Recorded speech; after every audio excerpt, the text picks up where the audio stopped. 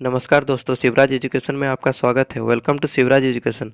आज है 21 अगस्त और 21 अगस्त से करंट अफेयर के जितने भी इम्पोर्टेंट क्वेश्चन बनते हैं सारे हम इस वीडियो में डिस्कस करेंगे। तो चलिए दोस्तों, चलते हैं पहले क्वेश्चन की ओर। हमारा पहला क्वेश्चन है दोस्तों, जूट किसानों को अच्छी गुणवत्ता वाले बीज मुहैया कराने के लिए जेसीआई ने किसके साथ समझौता किया है?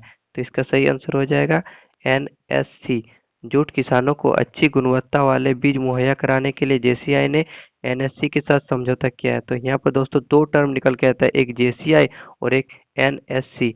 तो पहले जेसीआई की बात करते हैं। तो जेसीआई का फुल फॉर्म होता है जूट कॉरपोरेशन ऑफ इंडिया और इसका हेडक्वार्टर है कोलकाता में और इसका स्थापना हुई थी 1971 में।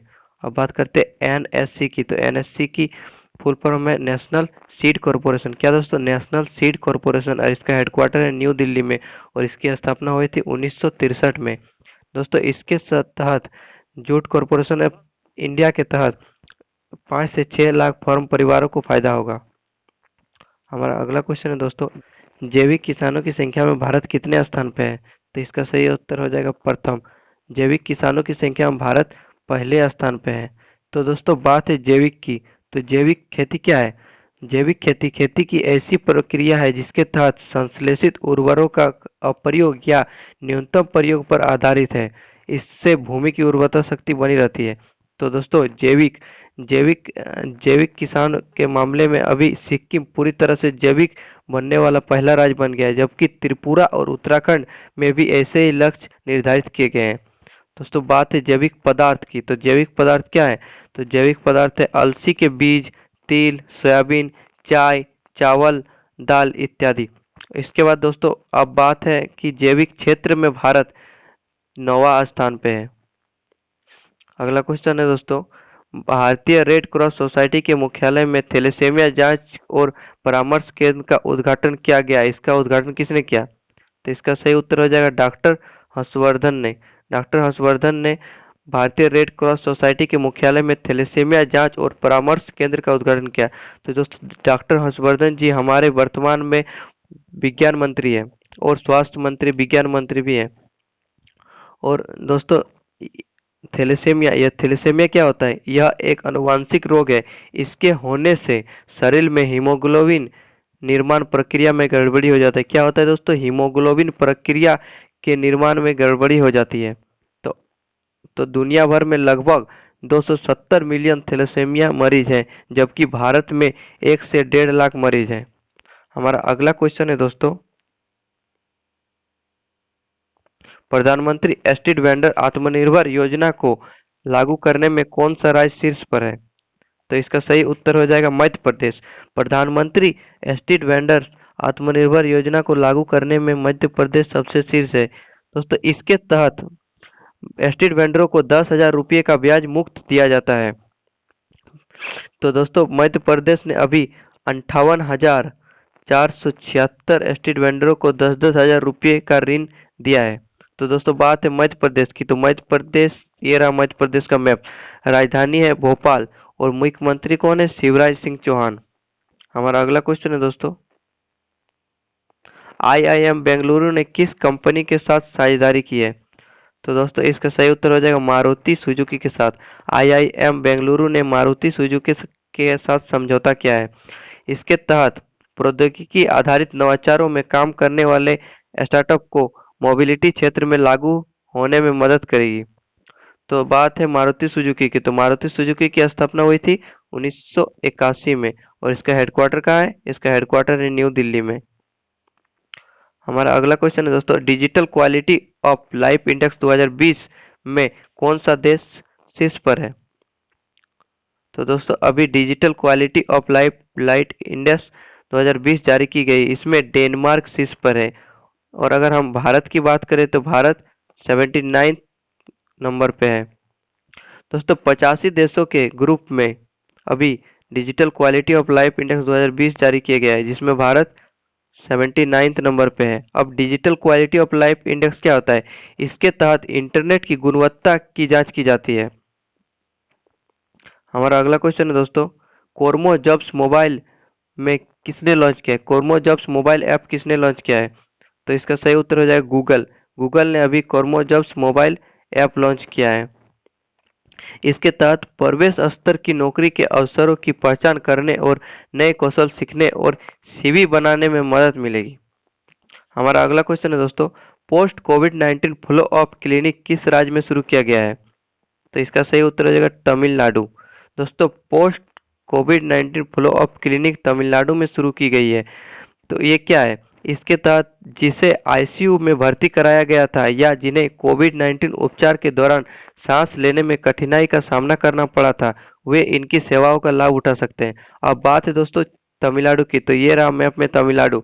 इसकी राजधानी है चेन्नई, सीएम है के पलानीस्वामी और गवर्नर है बनवारी लाल पुरोहित। कौन दोस्तों? बनवारी लाल पुरोहित। हमारा अगला क्वेश्चन है, स्वच्छ सर्वेक्षण रिपोर्ट 2020 के रिपोर्ट में कौन सा शहर सबसे स्वच्छ शहर है? तो इसका सही उत्तर हो जाएगा इंदौर। इंदौर लगातार चौथी बार सबसे स्वच्छ शहर बनी है। तो और सूरत, सूरत सेकंड नंबर पे और नवी मुंबई थर्ड नंबर पे है। हमारा अगला क्वेश्चन है दोस्तों, संसद के स्पीकरों का 5वां विश्व सम्मेलन में भारत की ओर से किसने भाग लिया? तो इसका सही उत्तर हो जाएगा ऑप्शन सी, ओम बिरला। संसद के स्पीकरों का 5वां विश्व सम्मेलन में ओम बिरला ने भारत की ओर से भाग लिया। इसका थीम बहुत इंपॉर्टेंट है। थीम क्या है दोस्तों? अधिक प्रभावी बहुपक्षवाद के लिए संसदीय नेतृत्व है जो लोगों और ग्रह के लिए शांति और अस्थायी विकास प्रदान करता है। क्या है दोस्तों? अधिक प्रभावी बहुपक्षवाद के लिए संसदीय नेतृत्व है जो लोगों और ग्रह के लिए शांति और न्यायी विकास प्रदान करता है। हमारा अगला क्वेश्चन है दोस्तों, माधव प्रसाद धिमेरी का निधन हुआ, वे कौन थे? तो दोस्तों इसका सही आंसर हो जाएगा कवि। माधव प्रसाद धिमेरी का निधन हुआ, ये वे कवि थे। और कहाँ के कवि थे? नेपाल के कवि थे। और इन्हें इन्हें दोस्तों नेपाल के राष्ट्र कवि भी कहा जाता है। अब इसकी प्रमुख रचनाएं क्या क्या है? मालती, मंगले, शकुंतला, गौरी। और इन्हें दोस्तों नेपाल के मानद ब्रिगेडियर जनरल की उपाधि भी प्राप्त है। हमारा अगला क्वेश्चन है दोस्तों, विश्व मच्छर दिवस कब मनाया गया है? विश्व मच्छर दिवस कब मनाया गया है? तो इसका सही उत्तर हो जाएगा 20 अगस्त। 20 अगस्त को विश्व मच्छर दिवस मनाया गया है। अब बात है मच्छर दिवस की, 20 अगस्त को मनाया गया है, तो क्यों मनाया गया है? यह ब्रिटिश डॉक्टर रोनाल्ड रॉस की 1897 में, कब दोस्तों? 1897 में की गई खोज कि मादा मच्छर मनुष्यों के बीच मलेरिया का संचार करती है, इन्हें याद करने के लिए यह मनाया जाता है।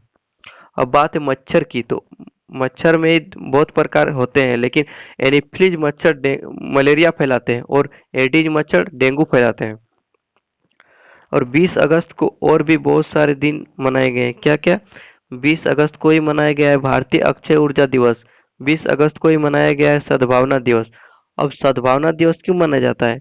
राजीव गांधी को याद करने के लिए सद्भावना दिवस मनाया जाता है। और दोस्तों 1992 में राजीव गांधी सद्भावना पुरस्कार की भी स्थापना की गई थी। कब? 1992 में। ये क्वेश्चन बहुत बार एग्जाम में पूछ चुका है। हमारा अगला क्वेश्चन है दोस्तों, किस क्षुद्र ग्रह को ओशियन वर्ल्ड का दर्जा प्राप्त हुआ है?